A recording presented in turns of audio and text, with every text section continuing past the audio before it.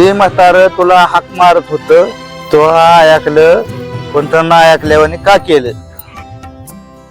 काय नाही, मला म्हणत होतं जेवण दी. आता मी काय बनवलंच नाही आणि रात्रीचं बी काय नव्हतं, तर काय देऊ?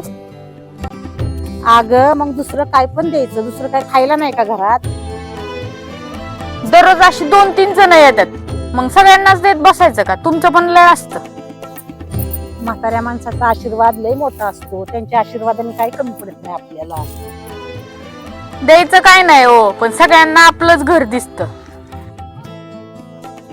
अगं देवळात बी वार बघून माणसं जात असतात, तशी आपल्या घरी येत असतात.